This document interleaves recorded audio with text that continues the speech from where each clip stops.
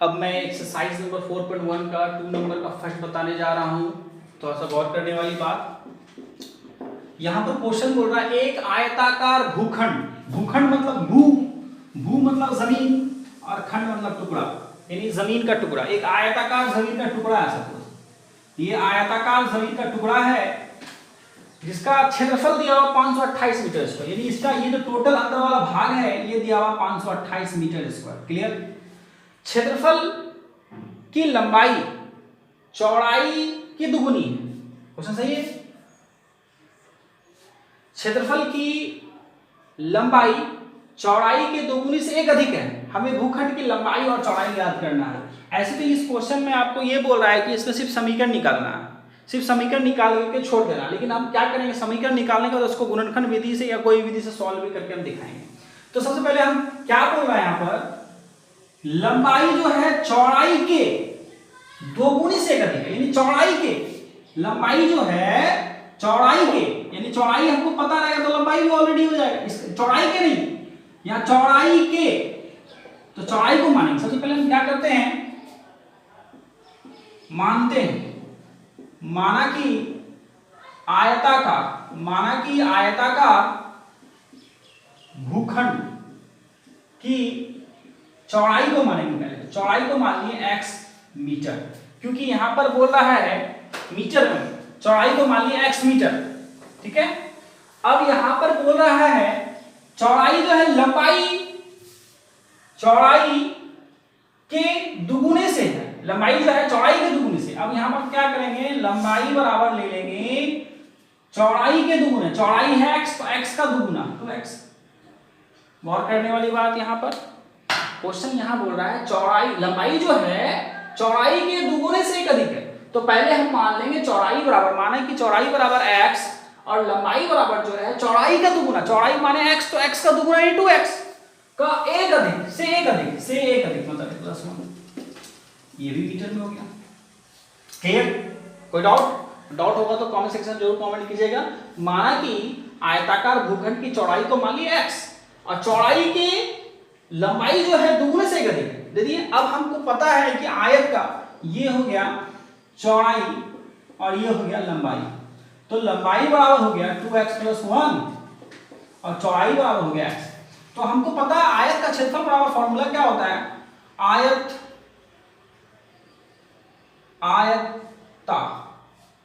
आयताकार भूखंड का क्षेत्रफल बराबर होता है लंबाई गुना चौड़ाई।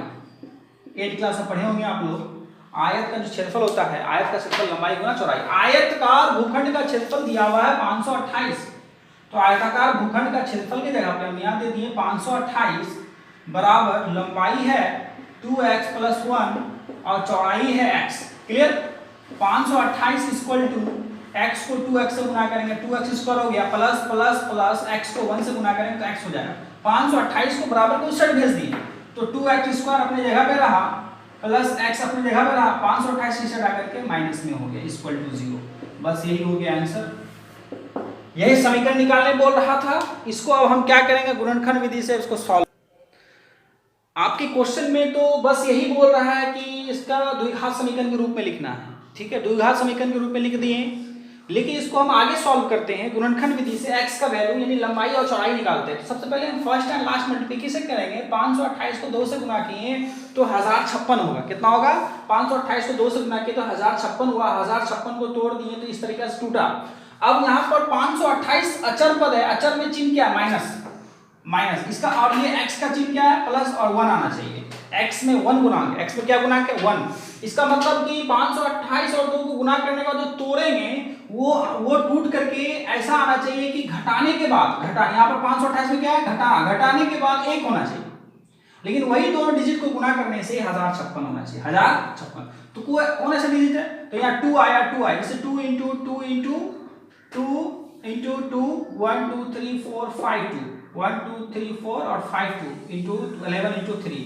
अब हम इसको इस तरीके से गुणनखंड करते हैं ताकि गुना करने पे 1056 ही होगा और उसको घटा करके यहाँ पर 1 आना चाहिए। तो देखते हैं 2 दूनी 4 दूनी 8 दूनी 16 दूनी 32, 32 हो गया इधर और 11 दिया 33।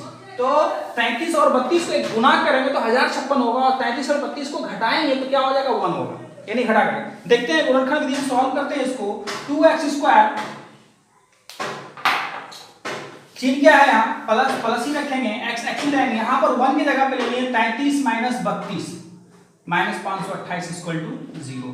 अब यहाँ पर प्लस x को दोनों से गुना करेंगे 2x² plus 33x plus minus minus 32x minus 528 equal to 0। अब ये दोनों में कुछ कॉमन नहीं है तो x निकाल लिए, x निकाल लिए तो यहाँ बच गया x, सॉरी 2x बच गया, यहाँ 2 है, 2 के टेबल में 33 आएगा नहीं, कुछ तो कॉमन नहीं आएगा, लेकिन दोनों में x कॉमन ले लिए तो यहाँ हो गया 2x प्लस यहाँ से x निकालिए बच गया 33 माइनस इस जगह पे कुछ कॉमन नहीं है ना, x दोनों में नहीं, लेकिन यहाँ पर क्या निकालेंगे हम 16 निकल जाएगा, 16 निकाल लेते यहाँ बच गया 2x, यहाँ माइनस निकाले तो ये प्लस हो जाएगा, अब यहाँ 16 निकाले तो यहाँ हो जाएगा 33 इक्वल टू 0। ठीक है, अब इसको हम ऊपर सॉल्व करते हैं।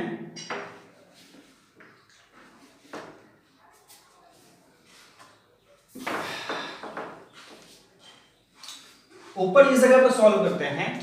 ठीक है, अब हम 2x प्लस 33 एक जगह हो गया और 2x प्लस 33 के जस्ट बाहर है x और जस्ट बाहर है माइनस 16 इक्वल टू 0।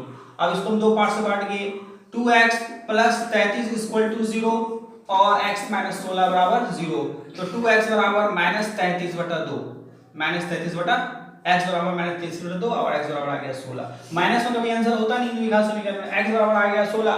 जब x बराबर 16 आ गया तो हम क्या माने थे x भूखंड की चौड़ाई, तो हम यहाँ पर लिखेंगे भूखंड, शॉर्टकट में लिख रहे हैं भूखंड का चौड़ाई बराबर हो जाएगा 16 मीटर। अब हम इसका लंबाई निकालेंगे तो लंबाई हम माने थे 2x प्लस 1, यही है लंबाई, तो 2 इंटू x का वैल्यू आया 16 प्लस 1, 16 दूनी 32, 16 दूनी 32 प्लस 1 क्या हो जाएगा 33 मीटर। एक आंसर आया 33 मीटर और एक आंसर आया 16 मीटर, यानी कि भूखंड का चौड़ाई हो गया 16 मीटर और भूखंड का लंबाई जो हो जाएगा क्या हो जाएगा वो 33 मीटर आ जाएगा। नेक्स्ट क्वेश्चन देखते हैं।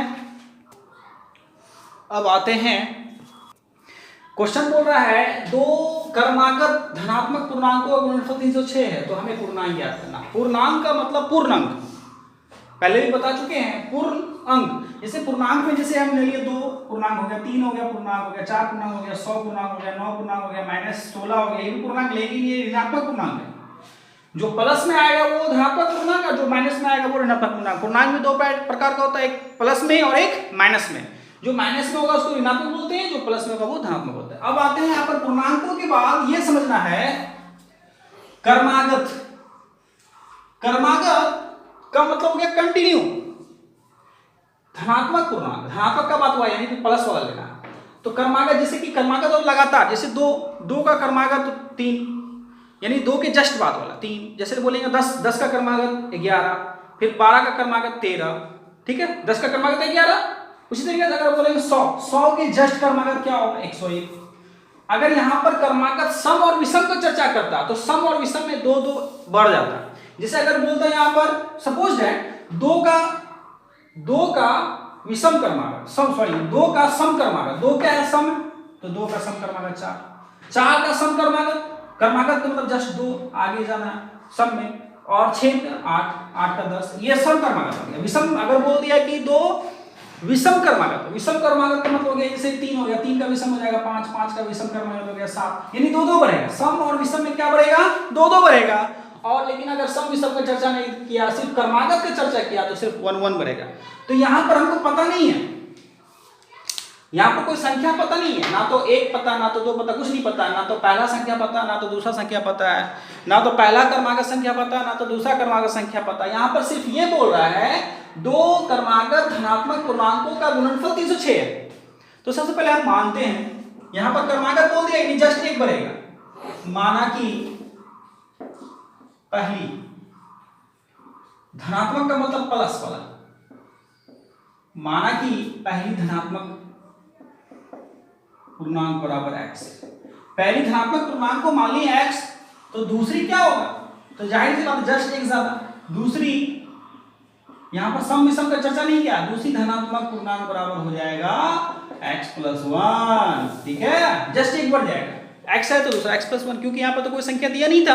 अब ये दोनों का गुणनफल 306 है अकॉर्डिंग टू, यानी प्रश्न में बोल रहा है, अपने मन से नहीं ला रहे, प्रश्न में बोल रहा है कि दोनों के यानी कि दो यानी दो एक और दो धनात्मक यानी दो क्रमागत धनात्मक पूर्णांकों का गुणनफल 306 है, तो हम ले लेते हैं 306। तो according to the question first हो गया x और सेकंड हो गया x + 1, दोनों धनात्मक पूर्णांकों का गुणनफल यानी गुणनफल क्या है 306 है। अब इसी को सॉल्व कर देना है, कितना इजी है, x को x से गुना करेंगे x² हो जाएगा, प्लस प्लस प्लस x को 1 से गुना करेंगे x हो गया, 306 प्लस में इधर आ जाएगा क्या कि माइनस में आ गया। तो ये जो हुआ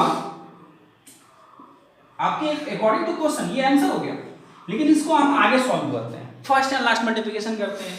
306 को गुणा के तो 306 यानी 306 में चिन्ह क्या माइनस में यानी घटा के एक आएगा, तो करके देखते हैं ट्राई करके। तो 2 से लगाए, 2 1 का 2, 2 5 10, 2 3 6, फिर लगाए, फिर लगा दिए किससे 3 से लगा दिए, 3 5 15, 3 1 3, फिर 17, 3 से लेके 17 12। अब देखो क्या होगा, यहाँ क्या होगा 3 दूनी 6 3 18, यानी कि 18 और 17 को जब गुणा करेंगे 306 होगा, 18 और 17 को जब घटाएंगे तो 1 आएगा, यानी घटा करके आएगा। तो बहुत इजी है ये गुणनखंड, बहुत इजी टाइप से मैं बता रहा हूँ, ये शॉर्ट ट्रिक है। तो x² यहाँ पर प्लस x दे दिए, यहाँ पर 18 और माइनस 17 देंगे, क्यों देंगे, क्योंकि यहाँ पर x के साथ 1 है और यहाँ घटा करके भी 1 आना चाहिए। -306 = 0, यहाँ पर x² प्लस x को 18 से गुना करेंगे 18x हो गया, प्लस माइनस माइनस x को 17 से गुना करेंगे 17x हो गया, -306 = 0। अब हम दोनों में देखते हैं, ये 4 पार्ट में बट गया, दोनों का गुणनखंड देखते हैं। x का एलसीएम x, तो x + 18 हो गया, गुणनखंड तो आप लोग जान ही रहे, -17 कॉमन ले लिए तो यहाँ बच गया x + 18। गुणनखंड बताने की तो जरूरत ही नहीं है, क्योंकि वीडियो ज्यादा लंबा हो जाएगा समझाने में, तो इसे हम शॉर्टकट में बता रहे हैं। अब ये 2 पार्ट से बट गया, तो x + 18 = 0, x - 17 = 0। 18 को बराबर को उलट भेजेंगे तो माइनस में होगा, और 17 को उलट भेजेंगे तो प्लस में होगा, तो माइनस में तो आंसर द्विघात होता नहीं, प्लस में। तो x बराबर क्या आ गया, x बराबर आ गया 17। जब x बराबर 17 आ गया तो हम क्या माने थे, पहली संख्या, तो यहाँ पर लिखेंगे पहली धनात्मक पूर्णांक क्या हो जाएगा, मैं सॉल्व भी करके दे रहा हूँ, ये एग्जाम ये बोला नहीं लेकिन सॉल्व कर रहे हैं 17। और दूसरा क्या हो जाएगा 17 में जस्ट जोड़ देंगे, दूसरा धनात्मक पूर्णांक क्या हो जाएगा 17 + 1 क्या हो जाएगा 18, 1 हो गया 17, 1 हो गया 18। क्लियर। नेक्स्ट क्वेश्चन आते हैं, क्वेश्चन नंबर 2 का 3। क्वेश्चन बोल रहा है क्वेश्चन नंबर 2 का 3, रोहन की माँ उससे किससे, रोहन से 26 वर्ष बड़ी है, तो उनकी आयु का गुणनफल अब से 3 वर्ष पश्चात, यानी पश्चात का मतलब प्लस, आयु वाला मैथ में 2 चीज याद रखना है, जब पश्चात का चर्चा करें तो पश्चात बोले या बाद बोले तो इसका मतलब होता है प्लस, और आयु वाला ही मैथ में पूर्व का बात बोले या पहले वाला बात आए तो समझ जाना उसमें क्या होगा माइनस। आयु वाला मैथ में ये इंपॉर्टेंट बात याद रखना है, जब भी आयु वाला में पूर्व या पहले वाला बात आए तो समझ जाना उसमें माइनस आएगा, और जब पश्चात और बाद वाला आए बात तो समझ जाना है प्लस आएगा। क्वेश्चन पे आते हैं, रोहन की माँ उससे 26 वर्ष बड़ी, किससे, उससे का मतलब किससे, रोहन से। तो मानेंगे, माना कि रोहन की वर्तमान आयु, कौन सा आयु, वर्तमान मतलब अभी क्या आयु, माना कि रोहन की वर्तमान आयु बराबर x वर्ष, रोहन की वर्तमान आयु क्या मान लिए x वर्ष, और रोहन की माँ जो है उससे क्या 26 वर्ष बड़ी है, तो यहां पर लिखेंगे रोहन की माँ की वर्तमान आयु कितना है, बड़ी का मतलब प्लस और छोटी का मतलब माइनस, तो 26 वर्ष बड़ी है, x + 26 वर्ष। क्लियर। अब आगे बोल रहा है अब से मतलब अब से 3 वर्ष पश्चात का मतलब प्लस, पहले ही बताए थे, तो अब से यानी कि लिखेंगे यहां पर 3 वर्ष पश्चात रोहन की आयु। ध्यान देने वाली बात, बहुत इंपॉर्टेंट बात, आगे आयु वाला मैथ 3 या 4 को और मिलेगा, एक नूरी वाला मिलेगा, सोनू वाला मिलेगा, जैकब वाला मैथ मिलेगा, आयु वाला मैथ बहुत सारा मिलेगा, तो आयु वाला मैथ बहुत ही इंपॉर्टेंट है। ये आपके मैट्रिक के एग्जाम की दृष्टि से भी और आगे कंपटीशन की भी दृष्टि से, कंपटीशन का भी एग्जाम में ये सब एक क्वेश्चन पूछता है, मोस्ट इंपॉर्टेंट क्वेश्चन समझिए, इसको खूब प्रैक्टिस करना और इसका बेसिक समझना। 3 वर्ष पश्चात रोहन की आयु, तो रोहन की आयु को क्या माने, एक्स ले ली, पश्चात का मतलब प्लस और प्लस 3, तो ये 3 वर्ष पश्चात रोहन की आयु क्या हो गया, x प्लस 3 वर्ष। अब फिर 3 वर्ष पश्चात सिर्फ रोहन के साथ साथ रोहन की माँ का भी जाएगा ना। अगर रोहन की आयु सपोज 26 वर्ष है और उसकी माँ का आयु सपोज 50 वर्ष है, 3 वर्ष पश्चात सिर्फ रोहन की आयु ही नहीं, उसकी माँ की भी आयु बढ़ेगी। 3 वर्ष जो बढ़ता है सभी के लिए बढ़ता है, तो 3 वर्ष बाद जो है सपोज डैट 3 वर्ष बाद जो है रोहन की आयु 26 से 29 वर्ष हो जाएगा और उसकी माँ की आयु 50 प्लस 3 53 साल हो जाएगा। उसी तरीके से यहाँ भी चलेगा, 3 वर्ष पश्चात रोहन की माँ की आयु, रोहन की माँ की आयु वर्तमान क्या है, x प्लस 26, इसमें 3 जोड़ दिए क्या हो जाएगा, 26 और 3 29 वर्ष। तो 3 वर्ष बाद इसका ये हो गया। अब बोल रहा है उसका गुणनफल 3 वर्ष पश्चात वाले का गुणनफल। तो अब हम क्या किए अकॉर्डिंग टू प्रश्न से, तो 3 वर्ष पश्चात है रोहन की आयु x प्लस 3 और 3 वर्ष पश्चात जो है उसकी माँ की आयु है x प्लस 29 बराबर इसका गुणनफल क्या है 360। बस इसी को सॉल्व कर देना, इजी में बन जाएगा। करते हैं x को x से गुणा किए तो क्या हो जाएगा, x स्क्वायर हो जाएगा, प्लस प्लस प्लस x को 29 से गुणा करेंगे 29x हो जाएगा, प्लस प्लस प्लस 3 को x से गुणा करेंगे 3x हो जाएगा, 3 को 29 से गुणा करेंगे 87 हो जाएगा और 360 प्लस में इधर आकर के क्लियर है ना। एक्स स्क्वायर 29 और 3 जोड़ देंगे तो क्या हो जाएगा 32x हो जाएगा और 87 में 360 जोड़ेंगे तो सॉरी घटाएंगे तो 87 में 360 घटाएंगे 372 यानी 2 माइनस बड़ा कौन है 360 तो माइनस 273 हो जाएगा। आंसर तो बस आपका यही हो गया, लेकिन इसको हम क्या करते हैं आगे भी सॉल्व करते हैं। आंसर तो बस आपका यही हो गया, लेकिन इसको हम आगे भी सॉल्व करते हैं। आगे सॉल्व करने का तरीका है फर्स्ट एंड लास्ट मल्टीप्लिकेशन करते हैं। तो जब फर्स्ट एंड लास्ट मल्टीप्लिकेशन करेंगे और रफ में आते हैं 243 को हम जब तोड़ेंगे तो 243 3 से लग रहा है, 3 नंबर 27 3 1 के 3 फिर लग रहा है ये 7 से 13 से 91। तो ये देखते हैं क्या हो गया, यहाँ पर 32 आना चाहिए तो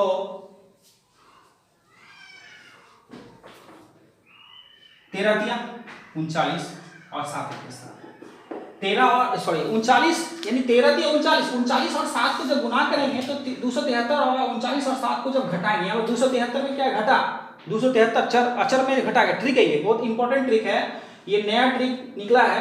273 में माइनस है तो इसका मतलब घटा के 32 आना चाहिए। यहाँ पर 39 में 7 क्या होगा घटा करके आ रहा 32। देखते हैं सॉल्व करते हैं इसको आगे। तो एक्स स्क्वायर प्लस यहाँ 32 में लिख के एक्स लिखेंगे और 32 के जगह पे क्या लिखेंगे 39 minus 7 minus 273 equal to 0। Clear. अब हम एक्स स्क्वायर प्लस 39 को एक्स से गुना करेंगे 39x हो जाएगा, प्लस माइनस माइनस x को 7 से गुना करेंगे क्या होगा 7x हो जाएगा, माइनस 273 बराबर 0। क्लियर। ऊपर लिखते हैं नजर नहीं आएगा तो यहाँ पर क्लियर है।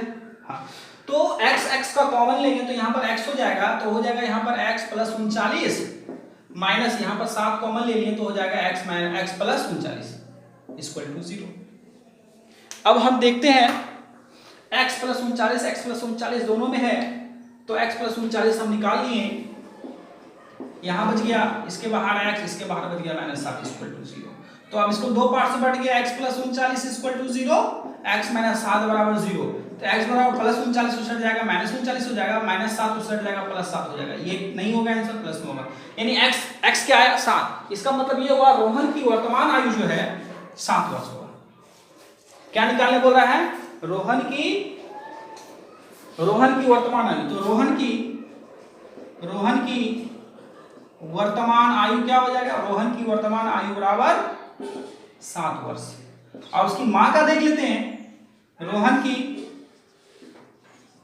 मां का वर्तमान आयु तो मां का वर्तमान आयु क्या माने थे x प्लस 26 है ना। तो x क्या निकाले अभी हम 7 में 26 जोड़ दिए तो क्या हो जाएगा 26 और 33 वर्ष। तो मां का आयु हो गया 33 वर्ष और रोहन का आयु हो गया 7 वर्ष। नेक्स्ट क्वेश्चन आते हैं इस चैप्टर का लास्ट क्वेश्चन एक रेलगाड़ी 480 किलोमीटर की दूरी समान चाल से तय करती है।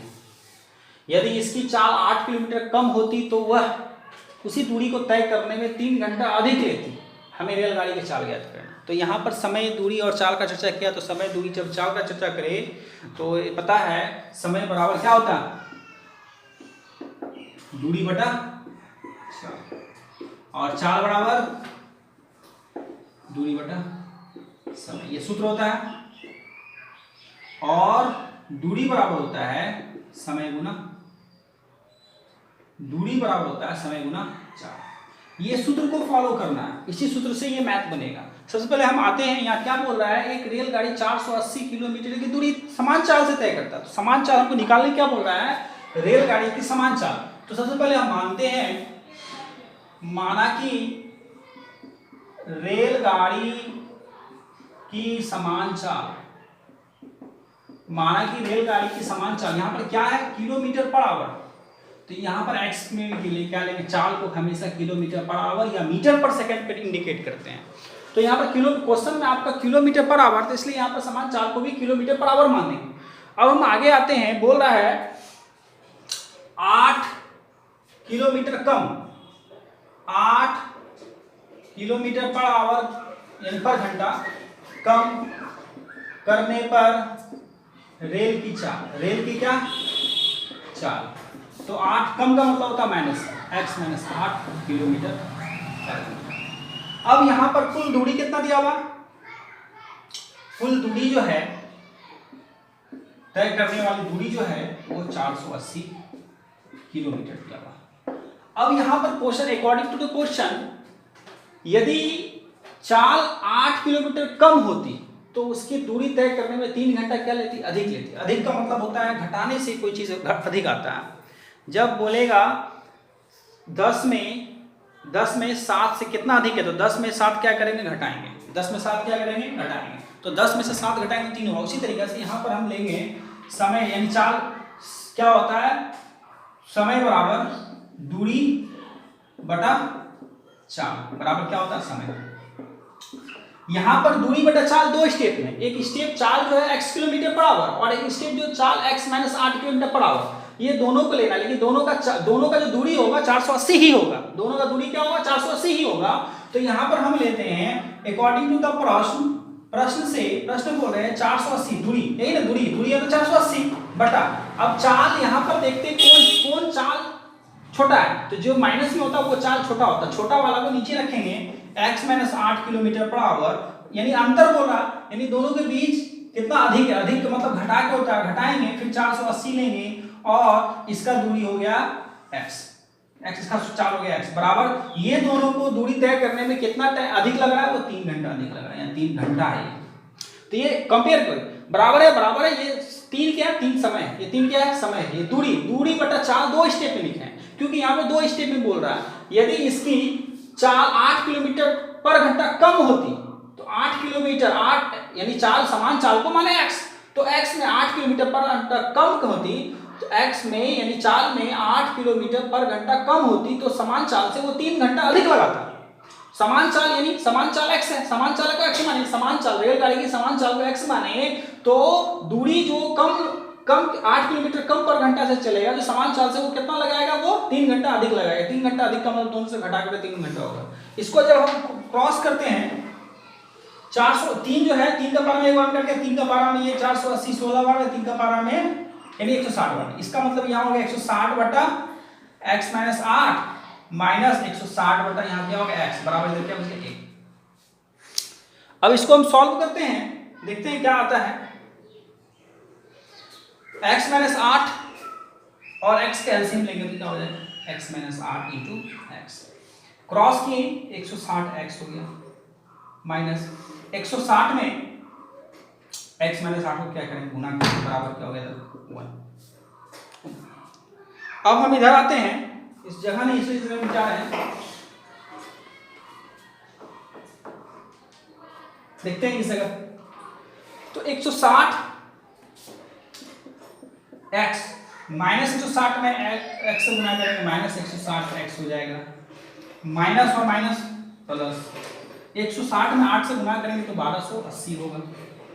बटा, और x को x से गुना करेंगे x स्क्वायर हो जाएगा, प्लस और माइनस माइनस, तो 8x हो गया। इक्वल टू इधर क्या बच गया 1, क्रॉस मल्टीप्लिकेशन की, ये 160x 160x किया तो 1280 इधर हो गया, और ये 1 से गुना करके x स्क्वायर माइनस 8x हो गया। ठीक है, तो अब हम 1280 इक्वल टू x स्क्वायर को 1 से गुना x स्क्वायर हो जाएगा, 1 को माइनस 8x हो जाएगा। अब क्या किया 1280 उधर भेज दे, तो x स्क्वायर माइनस 8x 1200 इधर आके माइनस में आ गया 1280 इक्वल टू 0। अब इसको हम क्या करेंगे, सबको नोट कर लेना है। अब हम इसका क्या करेंगे, गुणनखंड करेंगे। क्या करेंगे हम, ऐसे तो आंसर यही हो गया, अब कैंसर नहीं हो जाएगा, लेकिन हम उसको आगे भी सॉल्व करते हैं गुणनखंड विधि से, देखते हैं आगे क्या होता है।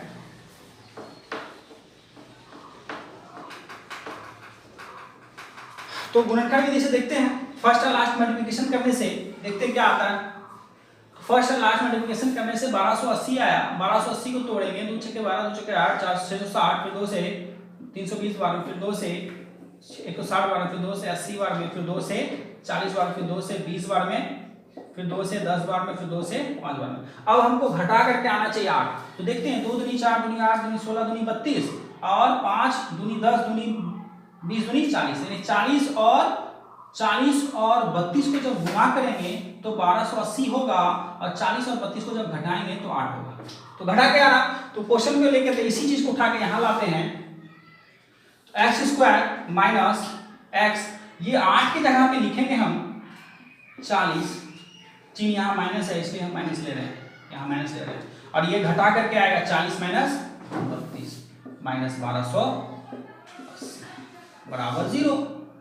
एक्स स्क्वायर ये माइनस एक्स दोनों में गुना होगा, माइनस प्लस माइनस एक्स को 40 से गुना करेंगे 40x हो गया, माइनस माइनस प्लस एक्स को 32 से गुना करेंगे क्या हो जाएगा 32 मिलेगा, माइनस 1280 इक्वल टू 0।